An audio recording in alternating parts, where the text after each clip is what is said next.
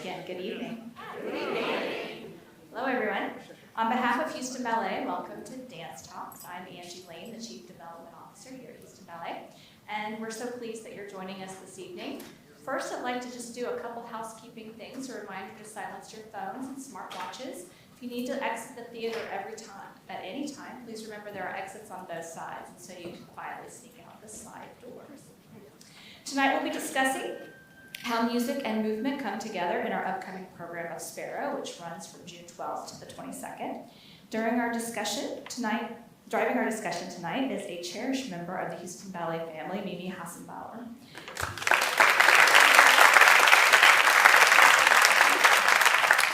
An alumna of Houston Ballet Academy, Mimi danced with the company from 1992 to 2013 and was promoted to principal in 2000. She brings a wealth of dance knowledge and remains a passionate advocate for the art form. Mimi, we're so grateful to have you here this evening.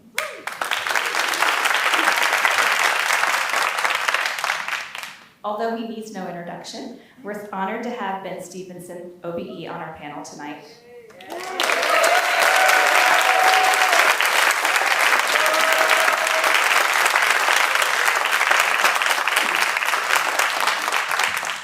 As Artistic Director of Houston Ballet from 1976 to 2003, he led the company to international acclaim and expanded its repertoire with iconic classical and iconic works.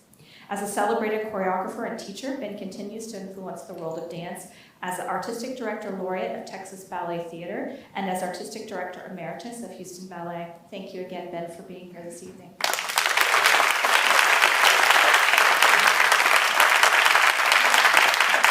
Thank you. We are also joined by Music Director and Chief Conductor Simon Thu.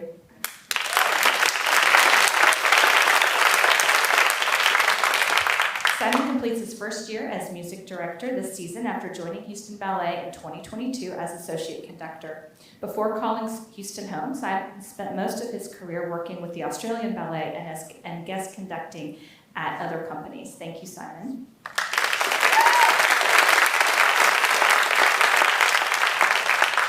And finally, we are joined by soloist Jacqueline Long.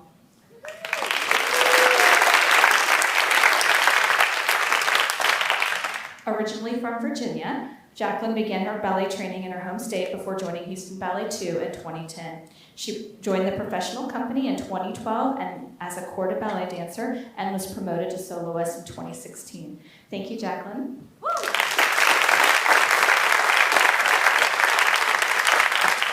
And I want to say thank you. We have a great crowd tonight. Thank you all for being here. It's your support that makes these programs possible, and we're very grateful for it.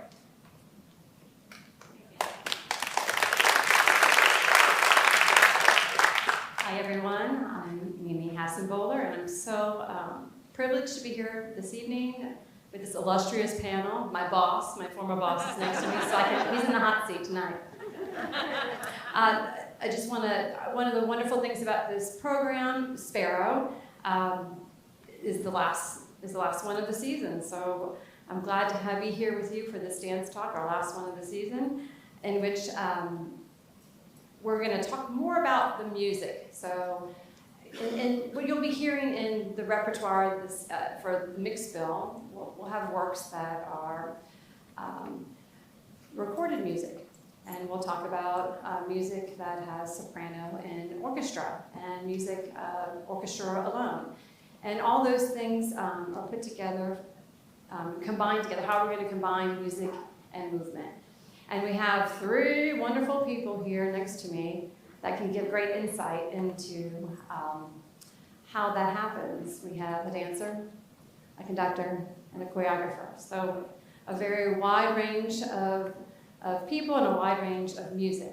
So before we start, I'd like to, before we dive into each one of the works, I just want to get a general sense from each of our panelists here about what that process is like, going from maybe your introduction to the music part of it, and into practice, and when it finally becomes realized on stage for performance.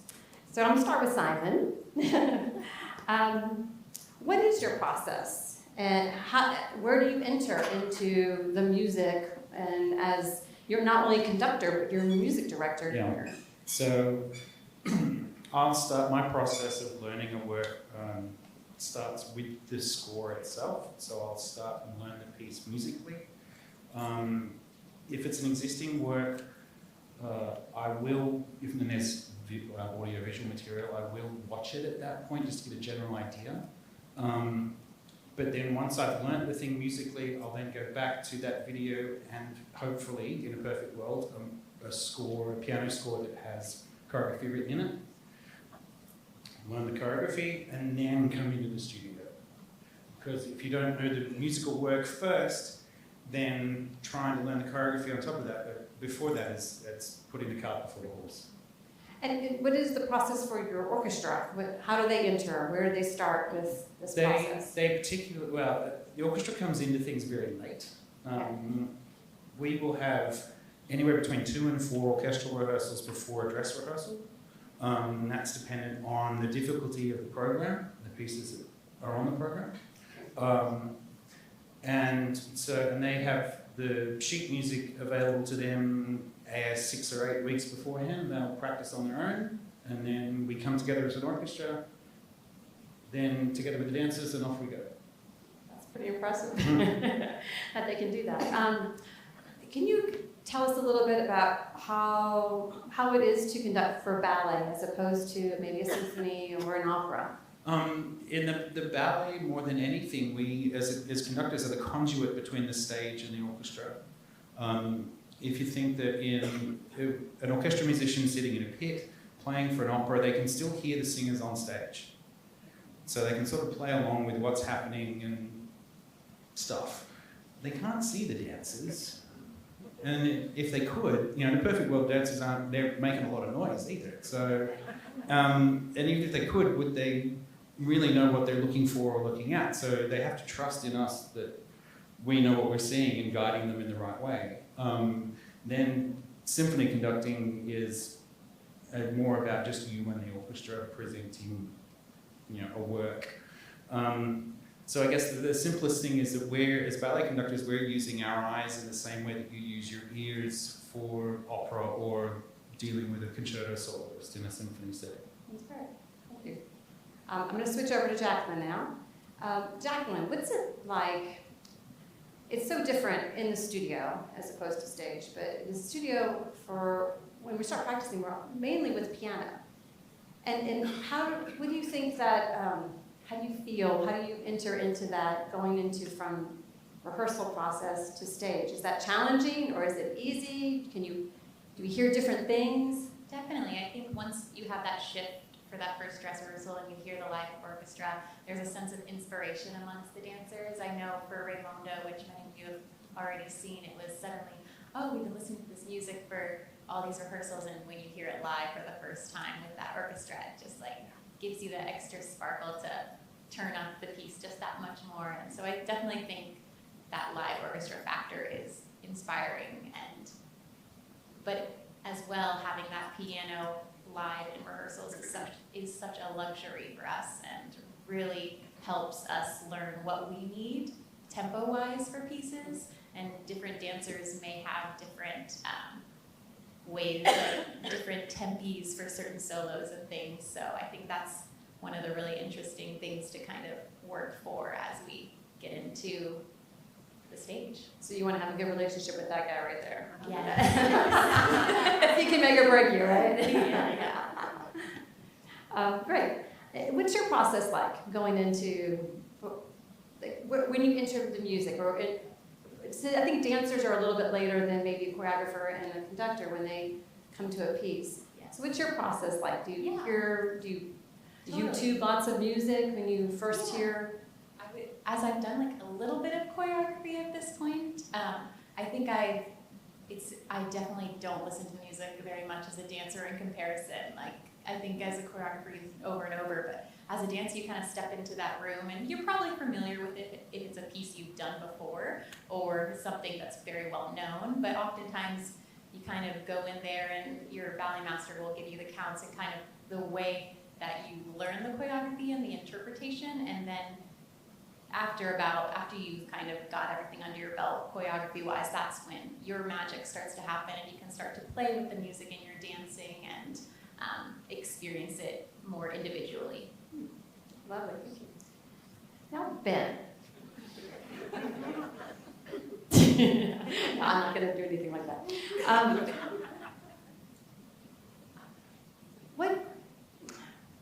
What is important to you about music when you select for choreographing something? What's your criteria for music arrangement or? Well, you wouldn't have dance without music, you know, because it's so hard. Well, for me anyway. I mean, I suppose you could do it to egg grinding or toilet much if you want to. Some people do, but I've always been influenced by music that I like to hear, and I always have in the car I have the music on. So I think it's very important. I mean, it inspires you, and I think music inspires you, and that's why some things you like and some things you don't like. I think, but I think it's very important to inspire as a choreographer, also as a conductor, as a dancer. So somehow, I think it's similar that I'm sure that you like to conduct music that you like rather than something you don't like. Well, no one likes to dance anything that they don't like, right? Or hear music they don't like. No, I mean, I've been to see like Lady Gaga in Las Vegas, and I enjoyed her a lot, but it's not for our songs, you know. She's an incredibly talented woman.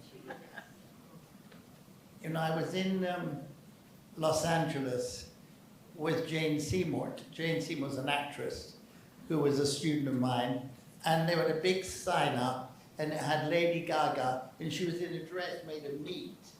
And so I said to Jane, you couldn't pay me to go and see her. So she said, why not? And I said, well, the meat dress. She said, look, you went to the opening thing. She said, one actress was in Chanel, another actress was in Balmain. And who did they take the pictures of? The one with the meat? The one with the meat dress.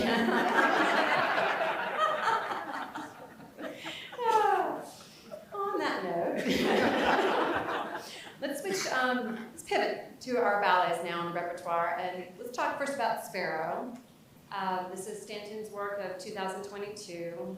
It's an ensemble work to recorded music. So let's first talk about recorded music and what are those kinds of restraints or not. It's music by Simon and Garfunkel by 2 different albums, I believe. I'm going to ask Simon, can you give us a little bit of insight onto? It's 6 songs. 6 songs? From across a couple albums, released between 1964 and 1970. Okay. Remember those dates, I'm going to come back to that. Okay, particularly the 1964 thing. Hazy Shade of Winter, Baby Driver, Cecilia, Scarborough Fair, Sparrow, and The Only Living Boy in New York. Okay. So it's pretty cool and pretty varied. It's varied. And can I ask you a little bit about rights on this one? How difficult, I mean, I don't know if you, but how do you get rights to pop music? Is it harder than classical music, or is it, how does Houston Ballet get rights? It depends, it's like piece to piece, because it can be this whole tangled web of songwriters and composers and performers and producers and record labels, and like there are a million owners in all of these things sometimes, like particularly in pop music, and as you get to the later stuff, yeah, it's more people in it. Later as in closer to more that. present? Yeah. Okay, gotcha. Okay. So there are ways of applying for rights to do things, and generally it's through the publisher and the record label, and then they're able to, you're able to branch out into who owns it. Do you have to make friends with them? Oh yeah, Yeah, okay. Let's go on. And it's that we're not just applying for the rights to perform them or play the song or the track or whatever it is in public. We're applying for grand rights, which is the permission to create a theatrical work using that, which is a whole nother level of application. And do they like when ballet approaches them with? Generally, yes, and Oh, good. so far. Yeah, but there are some times when you can't get permission for a recording of something. You know, even Sparrow, when after the first time it was put on here, we then weren't able to use those pieces for a little while. They sort of changed their mind, and now we've gone back and had a few of those phone calls, and we're able to use them again. Or even down to pieces of classical music that are out of copyright. We recently had something that we wanted to do for the Academy, and had to choose a different recording of said work, which is out of copyright, because the label said, no, you can't use ours for a performance. So it's a tightrope. Kind of out of luck. Yeah. Change the program on a dime. Mm. There used to be a thing called needle drop. Needle drop? Yeah, not so much. As long as you put the needle on the record, you don't, and you just play it through, you can use it. Yeah. Those were the days. Those are the days. I'm gonna have to use that needle drop. I like that. Needle drop. Jacqueline, let's talk a little bit about your role in Sparrow. You just come off of a weekend of Ramon de Verson, very classical, and something now we have not really a story in Sparrow, but like mini stories, I guess you could say. What has been your experience with Sparrow? I know there are 5 women in Sparrow, correct? Yes. Yeah, I would say it's very much an ensemble piece. It really shows the strength of our company and kind of our unison, but it has a much more contemporary and a lot of jazz inspiration. We're in jazz boots, and this was kind of coming off of the pandemic and wanting to challenge us, but we were all still kind of getting back to like full days in point shoes a little bit. And the piece is really unique, and it kind of is swanky, and it takes you back to a time, I think that maybe Simon was referring to. And each piece kind of has a different atmosphere that's brought. Each piece of music brings a different atmosphere to what we're doing on stage, and it's a really fun. If you kind of start when we're on the sides, we're kind of grooving with the dancers as they're doing each piece, so it's very fun for the company. And something that's unique is that we don't usually dance to lyrics. Yeah. Right? Dance is usually a non-verbal art form. Do you find that challenging to have text or song, or is it add to it for you? Do you guys actually vocalize at some point when Yes. you guys do that? I'm not a part of that, but Okay. yes, the men do vocalize at one point, which is pretty fun. I was actually watching it today in rehearsal, and then afterwards they all kind of like lit up and started smiling even more, just because it's something that we don't always do, which was fun. And yeah, I think the lyrics are unique, and I think Stanton used that a little bit in his choreography. There'll be times when they're talking about a vodka and lime, and you can maybe see some holding of a cup or some references to time in the hazy shade of winter that you can kind of see in the choreography. So it's pretty cool to have that element in there, which we don't always get to use. I asked him about the piece because I don't know, it's not something I'm familiar with, and he mentioned that takes him back in his own childhood and adolescence when he was in San Francisco Ballet, and when he was studying the school there. And I was there actually when he was there, so I remember this time fondly. Yeah. But actually the 5 women, there were a group of young dancers, beautiful dancers, that were always in a nice community together, and you guys are those 5 women. Oh, that's cool. That's something I didn't know. Yeah. That's good. All right. Sorry, I didn't mean to digress, but let me now, Ben, I know you don't have anything to do with Sparrow necessarily, but I did want to ask you about recorded music. And I know that you've commissioned arrangements of music, but I can't find anywhere, I don't remember, correct me if I'm wrong, any dancers out there, have you choreographed to recorded music, or has it always been live music? I've choreographed to recorded music and to live music, of course. And it's wonderful to have an orchestra always. But some companies, when they get a bit poorer, can't afford to have an orchestra. And so that's a big tragedy. But I think to have a live orchestra And I think Houston Ballet Orchestra is such a good one too. And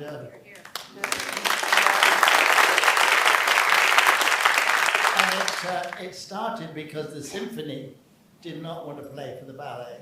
Oh, And, all right. and the opera. And I was called a couple of foul names by them. And so I was able to get permission to start an orchestra. And so we started auditioning, and now you have this wonderful orchestra. I love the orchestra here. Yeah. Can I ask you, just to follow up, do you I didn't prefer? answer your question. No, you did. Do you prefer music that is orchestrated, or do you prefer when you choreograph to something that's recorded? Are there any restrictions? Well, either one I or think the other? if you're choreographing to a very difficult, like Stravinsky or something, I think it's good to work with a recording of it, because you hear the full thing, whereas it's difficult to get all of that on the piano. But then it's difficult to leave for the dancers. If you're doing something like Argon, I mean, you have to go to school for 10 years to count. So somehow you have to, it's good to have the orchestra for the dancers to hear. That's my opinion. Other people might not think that. Good. I know, because dancers don't count past 8, so Avalon's added. Some say we only count to 4. But isn't it 5, 6, 7, 8? Anyway, let's switch now to Four Last Songs. Now, stay with Ben. Four Last Songs is a beautiful work. If you haven't seen it, it was first done in 1980. Last time Houston Ballet's performed it was 2004. And it was dedicated in memory to founding member Winifred Wallace. Winifred Wallace. Yeah, was it just for the pas de deux? And then I read somewhere that you did the pas de deux for that. I did a pas de deux, and then I did the whole piece. That's what I thought, okay. It's to, I'm going to butcher his name, Richard Strauss. Hello. I did, okay, all right. To a piece that has a soprano and orchestra. So switching gears to orchestra with soprano. I'm going to ask Simon a little bit about this. Can you give us a little bit background on Strauss and his catalog and how it's arranged? Hitmeister. Sure. Can I say firstly that the Four Last Songs are among my desert island pieces. They are just stunning. They are the last completed works by Richard Strauss. I say works particularly because he didn't conceive them as a cycle. He conceived them as 4 separate songs. And that's quite a young Strauss right there. So they were completed in 1948. Okay? He passed away in 1949. They were premiered in 1950. I've got my notes here because I'm the one who has to deal with dates and names and people. So it's, I just don't want to get that wrong. So I got you to think earlier about 1964. Yeah? So that's 16 years between this and the first of the Simon and Garfunkel songs. Okay? But there's 64 years back the other way between the Four Last Songs and the piece of Tchaikovsky that Balanchine uses.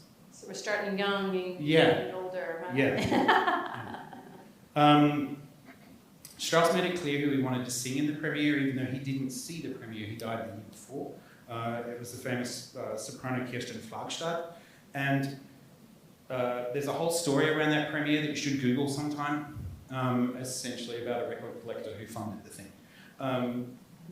Their songs are based on poems by 2 German authors, Josef von Eichendorff and Hermann Hesse. Von Eichendorff is 1780s to the 1850s. Hesse is the 1870s to the 1960s. So some of the text is still in copyright. Okay. Yeah? 3 of the 4 songs deal with death. Yeah? But not in a horrible, angry, angsty sort of way. It's a really calm, beautiful, accepting, resolute, I've had my life, this is a beautiful thing sort of way. So on to the soprano orchestra. Strauss is famous for his treatment of the female voice, particularly the soprano. His wife was a soprano. And his father was a French horn player. So there's a really interesting moment in the end of the last song where the singer asks, "Is this perhaps death?" And that's the last line that she sings. And in the middle of that line, he then quotes on the French horn the Transfiguration theme. I'm going to get really nerdy here for a minute. Yeah? You can Google this later and play it in slow-mo and do the thing. Yeah? He has the French horn play the Transfiguration theme from one of his own works he wrote in his 20s called Death and Transfiguration. Yeah? And it's said that when he passed away, he turned to one of his family and said, "Oh, it feels exactly like I wrote it in Death and Transfiguration." Yeah? So he's dealing with soprano, it's a family thing. He's dealing with a soprano, his wife, and a French horn as well. There you have it. Yeah. Now, we do have a soprano hired. The wonderful and amazing and beautiful Nicole Houston. Yes. Oh. Yeah, we had first rehearsal with her today. Did you? I was about to ask. So when does that happen? When is that? So we had a music rehearsal this morning with our amazing principal pianist, Catherine Siston, myself, and Nicole. And then we appeared in the studio and got some tempos right and some tempos wrong. And then we move into technical rehearsals later this week. Right. That's when, and then the dancers will, and you'll have to navigate all of that. Iron all the bits out. And is she in the pit with you? Yes. Where is she placed on stage? Yeah, she's Okay. in it. I tried it with the soprano on the stage at the side, and she came in the big white dress. And she stood on the side, going, I said, somehow you did. So it's horrible, but you can see her, but she's in the Yeah. pit. Mm. I think it's more important to hear her. Huh? Mm. That soaring, yeah. You bet. Good choice, Ben. Good choice. Now, Ben, can you tell us, like, how did you come across this work? And from what I understand, it was in a different sequence, right? You said they were individual, Yeah. and then when it was premiered, it was a different sequence, and then recorded the way that we know it now, correct? Yeah, it's published the way it's performed now, though some people do choose their own order, like choose your own adventure. Yeah. So, Ben, did you come across it as this work in the As it was recording? recorded, Yeah, okay. Actually, it's very dramatic, so you're going to enjoy this. On the opening night, I was punched in the face by a What? board member because I had recorded, I'd used it as a recording. And she said, this is not, he actually said, this is not as it should be. And you're so ignorant to use the chord. And so I said, that's how I heard it. And they went, they died quickly afterwards. But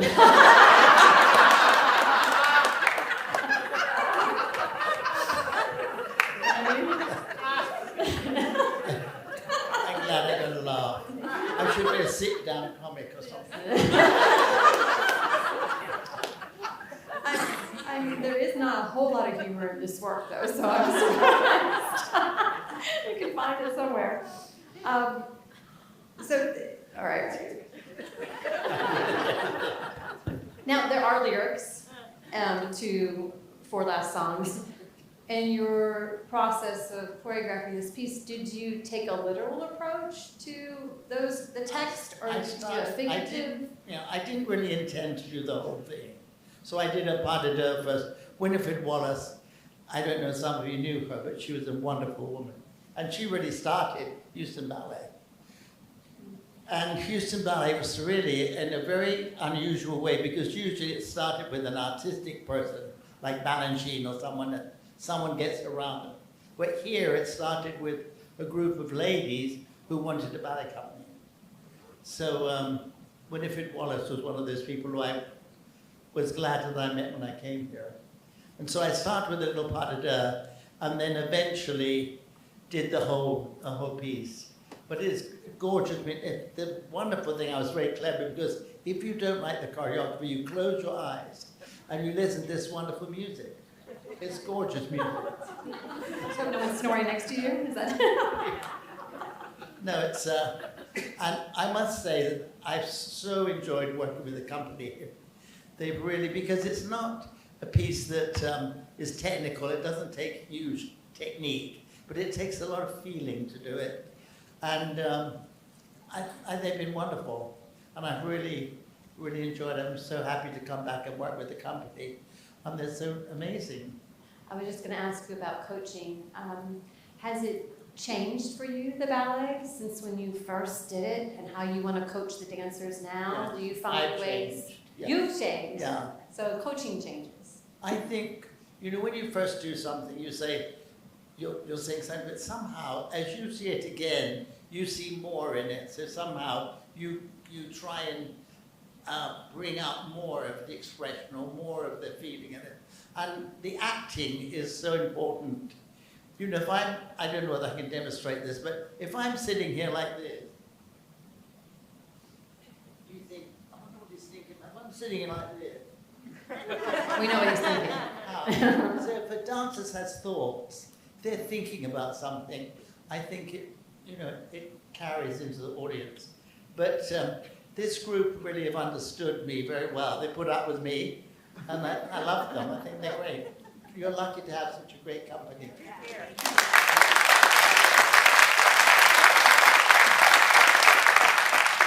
In part your legacy. So kudos back to you. I can remember being coached by Ben, and sometimes I thought that I couldn't pull something out, but he just has this way of calming you down enough to dig down a little deeper and try something new, or maybe. And I remember your coaching more with dialogue.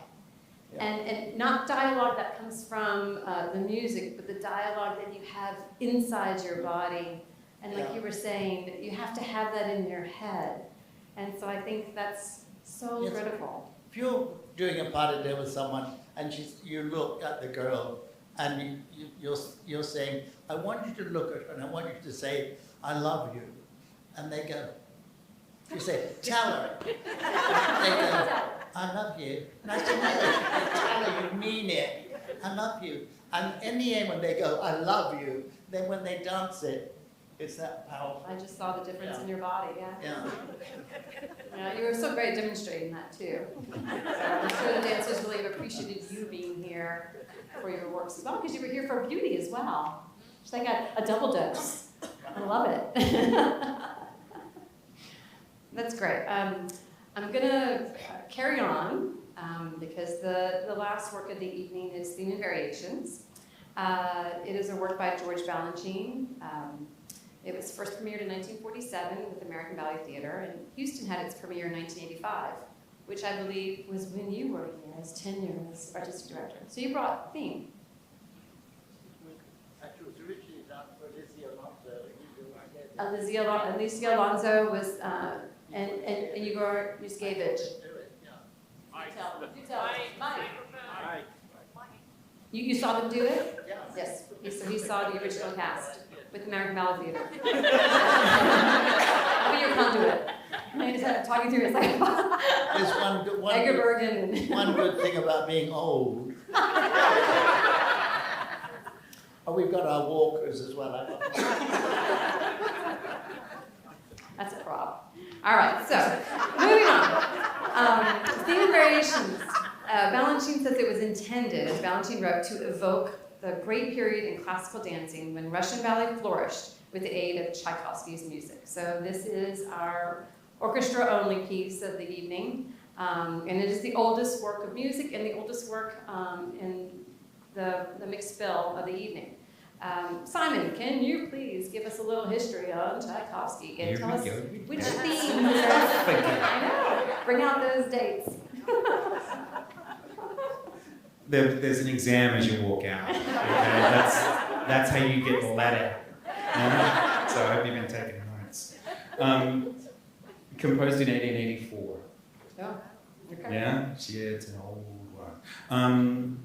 4 years before he started work on Sleeping Beauty, if that helps you in any way, shape or form.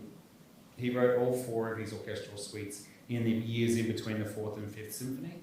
When he wrote this, he had thought he would possibly be writing a symphony, and then the material didn't really lend itself to that. And he said himself in a letter to his patron, see, this is why I had this, because we have the cool info. The form of a suite has for some time particularly attracted me because of the freedom it affords the composer not to be constrained by traditions and conventional methods and established rules. And then 2 days later he wrote, yes, it shall be a suite, I shall not be rushing it, lest it should turn out badly. And it turned out all right, actually. So, and this is the last movement of that suite. The whole... The ballet itself is just the 4th movement of that larger work. Okay, there you go.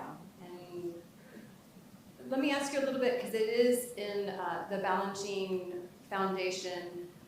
Do you get guidance from them, or yeah, you do? Okay, and is it pretty strict? Well, depends on the piece. Yeah, you're working within a framework. For particularly theme and variation. You're working within a framework, Okay. but you're also still working with the stager and the dancers you have at the time. Excellent, yeah. And we have a little bit of that scene. Yeah, here's right? the theme you're going to play miss. for everybody. And there's a sight singing challenge just before we hear it. If anyone wants to give that a go. Not you, Tara.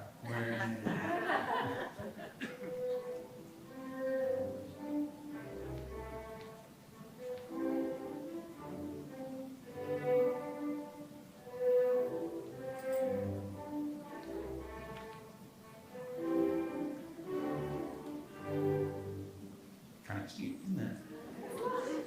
So then he treats that with 12 variations. Wow. Okay, so it's everything from, so you'll hear that tune somewhere or an element of it or the harmony underneath it in each of the 12 variations.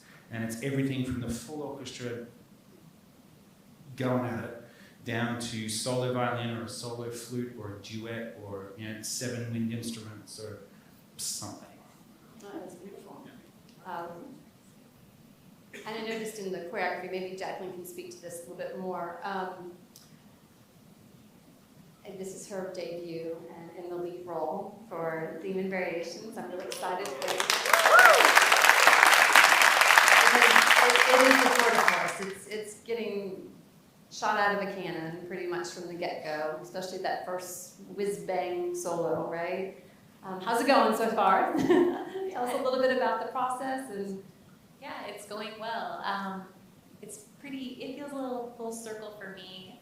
When I was in HB2, I got to cover Theme and Variations as the corps de ballet role, and then my first year in the company, I did the finale and the gala, and then in 2016, the last time I was here, I was a demi.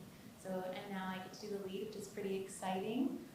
It's definitely very demanding, even though it is our oldest piece of the night. Still to this day, there's many challenges stamina-wise. It's kind of backwards in the sense that you start on stage and then the woman does her solo, then the man does a solo, then the man does a solo, and then the woman does her solo straight into the pas de deux, which isn't your normal format for ballet traditionally. So it's been really, an honor to dance really and to get to work on, and I felt growth within myself, and I'm excited to perform it for all y'all. you see her, she's in that little pink tutu right there. I found the piece, you're always on the down, like, I don't know, maybe you can speak to a little bit, but 1, 2, 3, 4, dun, dun, dun, dun. And it wasn't on the upbeat, it was on the down, like 1, 2, 3, 4, 5. And can you explain a little bit about that? Maybe either musically or dance-wise, how different, that's different, right? It's definitely a different dynamic and a different way of interpreting the music, kind of using your plie more, and I think it's a piece, and I think Balanchine especially, such a musical choreographer, you have to be attuned with the orchestra and be like, you have to be with them every step of the way. So I think it is different than, you know, your normal Sleeping Beauty where you're more up on each count in the start of it. You starting down for a pas de bourrée on the one is unique. Do you think that's a Balanchine thing, or is that a theme and variations thing? What's your opinion on that? I'm going back and going over other choreography in my head quickly.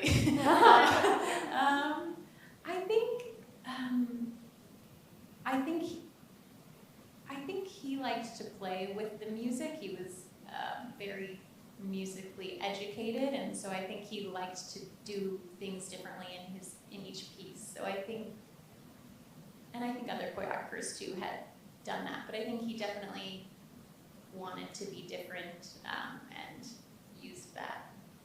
Yeah. He would conduct the orchestra sometimes too. There you go. So he could make or break you, like this guy can make or break you. And who you're dancing with, Jacqueline? I'm dancing with Connor Welch. Oh, good. Okay, that'll be a nice pairing. Yeah, great. I'm looking forward to that. Let me get down to. Now, I have a question for Ben.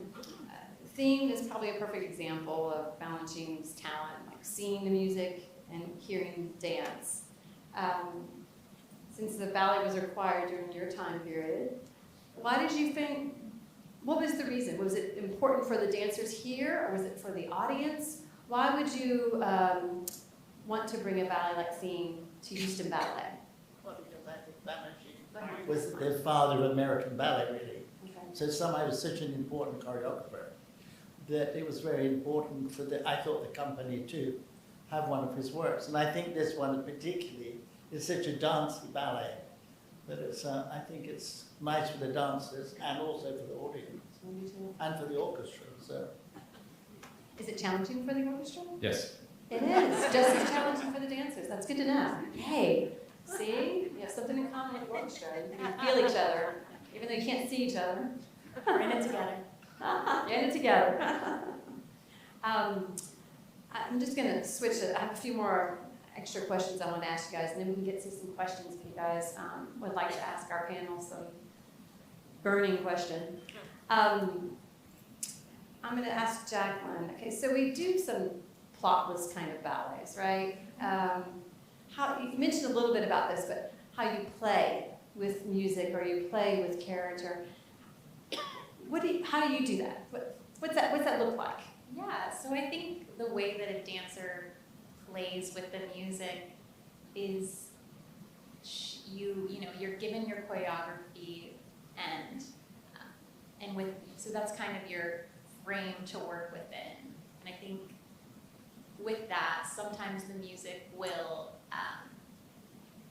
a note will last a little longer than something else, and I think playing with that is maybe trying to hold an arabesque into the next thing to make the audience see it more clearly, or perhaps you are lucky and having a good day, like on your leg a little more than normal, and then you have to quickly make the next step a little faster in order to catch up to the music choreography and choreography together. So I think that's really like the special and the beautiful thing about live art is it's never going to be the same. And so when we say as dancers playing with the music, that's the gift of dancing live for you guys. And every time we can interpret it a little bit different. And oftentimes we're trying to do it, a certain way, but I think sometimes that way is described a little differently each night, and I think it's the best part of ballet, really. Lovely. Simon, let me ask you a final question. This is the end of your first season as music director. Congratulations. Thanks. You made it. What do you think? What do you consider as like a highlight of this season for It's you? a highlight, wow. So many of them musically, like Raymonda, firstly, Mermaid, this program, the chance to do the Strauss for our songs, 6 times.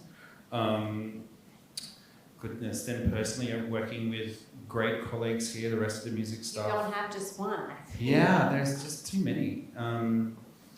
working with the company, getting to know our dancers better, getting to know our patrons better in this city. So it's been a pretty cool year. Well, we're lucky to have you. Thanks for being here and your time.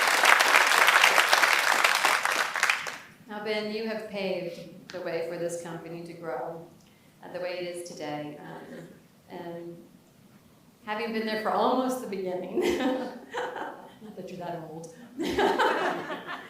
how does it feel to see your company and your legacy grow to where it is? I'm very proud to be the grandfather of Houston Ballet.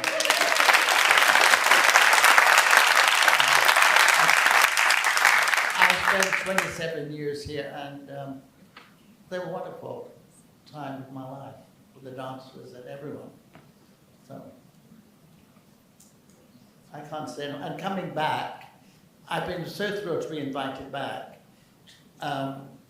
We've not done this ballet for 21 years, so I'm glad to be coming back doing it.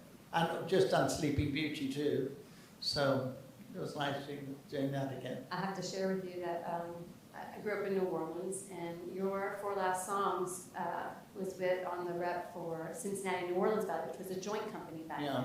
Mm-hmm. And I was a young girl seeing this ballet for the first time, and I loved it.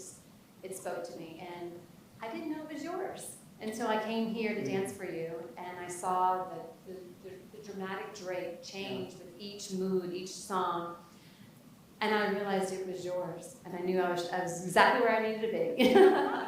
Mine's more about love and death.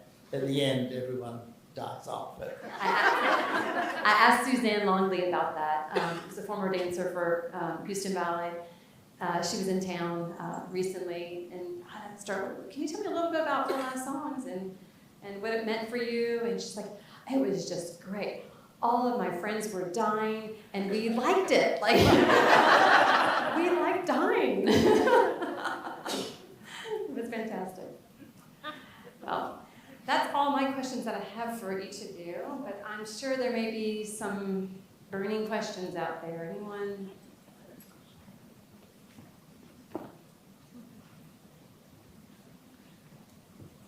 This is a question for Jacqueline. We had the opportunity to see a piece that you choreographed recently. It was fabulous. Could you talk a little bit about the transition from dancer to choreographer and maybe a couple things that surprised you and lessons learned? I'd love to hear. Yeah, definitely. So I did a piece for our gala in 2023 called Illuminate, and I'm lucky enough for it to come back and be on our 2025-2026 program next year. So that was really and I think I'm still, getting used to calling myself a choreographer.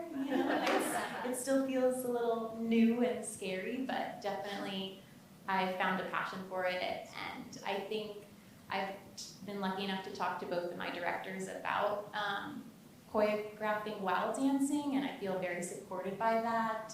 And if anything, I think it's really helped me as a dancer to be sitting in the front of the room and kind of having that other perception of a piece and of dancers, and kind of how you want to see the person up there dancing and want them to show through. And I think Ben, when watching him as a dancer and when he's in the studio, he really does that beautifully and watches everyone interpret it, and the way he kind of brings them into the piece is just beautiful. And I think when I'm working to try and do that in my own way, I think you learn so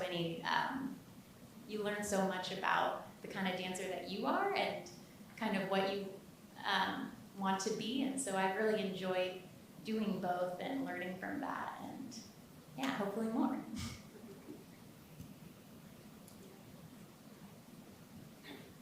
Ben, this is for you.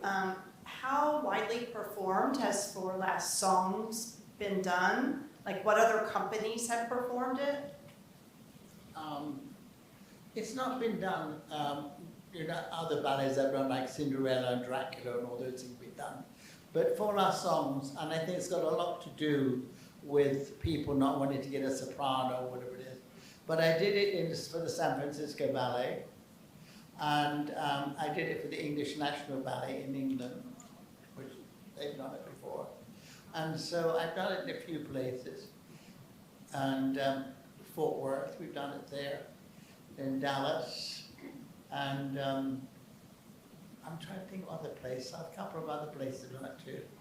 My mind somewhat it should be, but it's a piece I like doing, and I'm glad you're doing it here.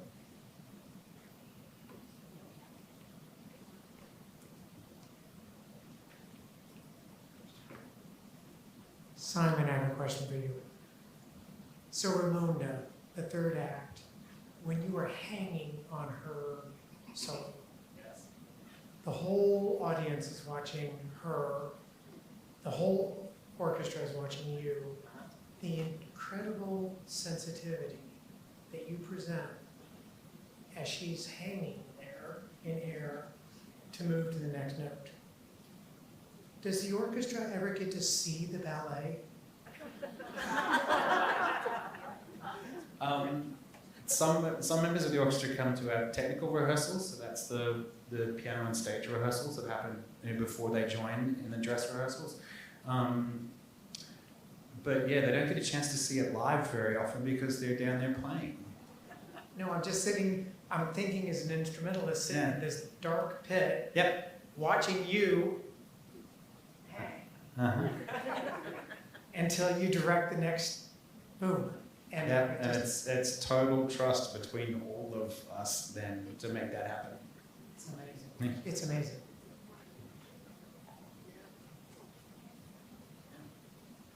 I just want to comment on that. Do the dancers get to come hear the orchestra when they're not on stage? Like the reverse? We've been invited for some things on occasion, like if it sounds very different. They usually will put a posting if we want to go and attend the orchestra rehearsal. I think we did that for Justin Peck's piece because it sounded different live. Yeah. And then some other new commissions we're now doing it as well. Yeah. And it's nice when you get that sense of it. Simon, I'm really curious about how and when you knew that you wanted to work with ballet. Is that something you were always interested in, and what kind of learning curve was involved? The learning curve goes straight up. Yeah, the first day you walk into a ballet studio, and I'm kind of looking at a colleague of mine here that I have, we've invited Tara Simončić to come and conduct theme variations in this program. The first time you walk into a ballet studio and hear, to watch class and hear it, it's like, well, it's a whole other language, and it is, not beyond the fact it's French, it's just a whole other language. In terms of me wanting to do ballet, it was Don Q that hooked me. I had just finished studying and was earning money working in the management team of the Opera and Ballet Orchestra in the Sydney Opera House. Was a great job to have because I got paid by the hour to go and set up the orchestra pit, mark off the names. Show started, I could sit down at a desk and watch opera and ballet every night with a score in front of me and be paid to do it. And then just clean out and reset at the end. And Australian Ballet tours, and so does the opera company. When they came into the Sydney Opera House one year, they had Don Q, and I was just watching going, oh my God, it's different every night. Like, it's not just, and you, like, conductors like a hawk watching the stage during part of those variations. Like, how does this work? And that's what hooked me. And it just went on. Here we are.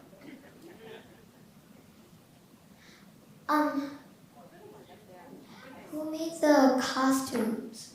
Like, is there a costume designer? For Sparrow? Sparrow. You want to know about Sparrow's costumes? Okay. There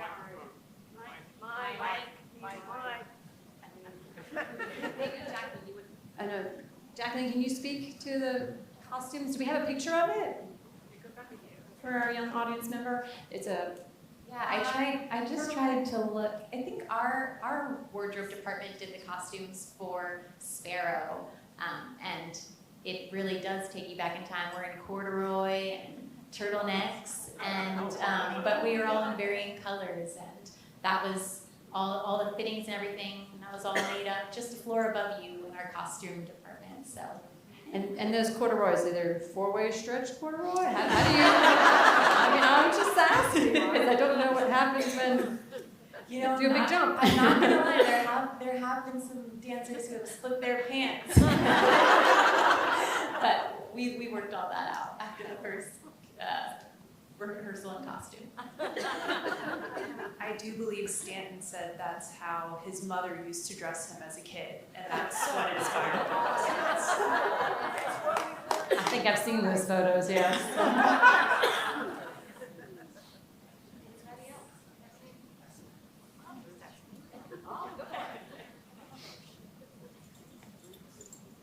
Ben, your history here is so amazing. Can you just tell us a little bit about what first brought you to Houston Ballet?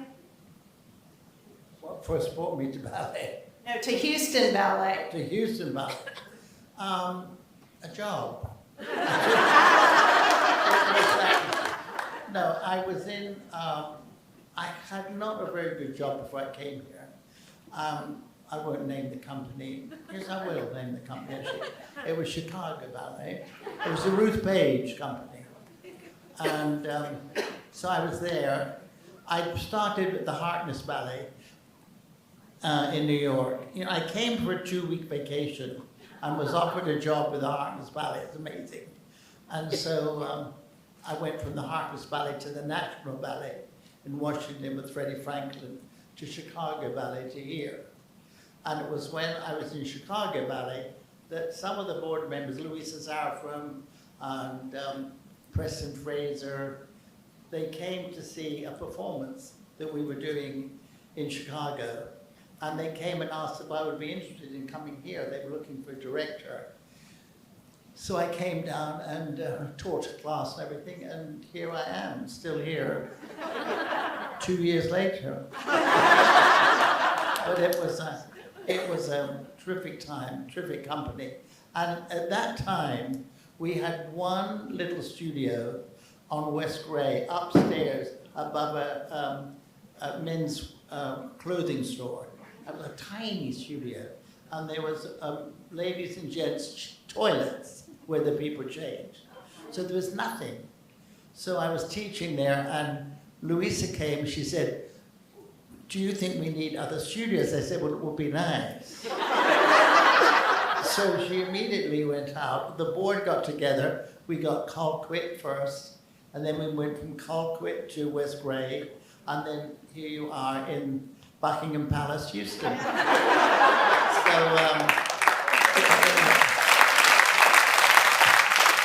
But that takes a lot of work for the board to get behind a challenge like that. Is amazing, amazing. But it's a wonderful company, and there's some dancers here tonight that were in the company when I there, so they must be old too.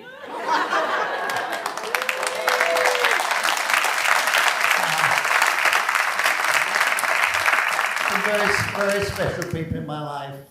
Thank you guys up there.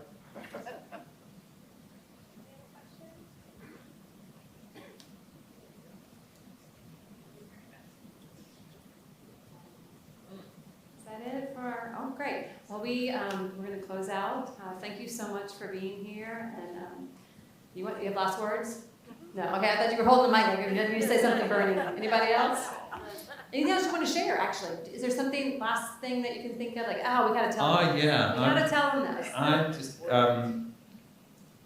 up until very recently, Ben's 4 Last Songs is the only ballet that's been created to that work. He's the only one who's had permission to do so. Up until very recently, the Richard Strauss estate had a rule that you could only create a ballet to musical works that Strauss wrote specifically for that purpose. So you couldn't repurpose the tone poems or anything else. But Ben managed to get that permission. And now EMB are gonna, get in on it. Yeah. It was a special time. Yeah, we premiered the ballet and it's a big name dropping thing, so you'll forgive me. But it's we premiered the ballet, and I had a message the next day. The board did, saying I was not allowed to use that music because it was not allowed to be used. So I was working at that time. This was my first one with Margaret Fontaine, and she said, "Oh, but it's such a beautiful ballet." And so she spoke to Clive Barnes, who was then the critic for the New York Times. So they wrote to the composer, the organization, and so I was given permission to use it. And I was the only person for a long time. Maybe now it's been lifted, but I do know 2 or 3 years ago, New York City Ballet did 4 last songs, and they had to do it to silence because they weren't allowed to use the music. So, Is that when they dance? There's no music. That's not the dance talk. That's a We whole keep other saying dance that talk. earlier. Yeah. That. We kept talking about things and they're like, oh, It's that's a not the whole dance talk. That's one of those. Alrighty, I think, yes, a round of applause for our panelists tonight. Esteemed Ben Stevenson, thank you. Dr. Long. Thank you. Enjoy the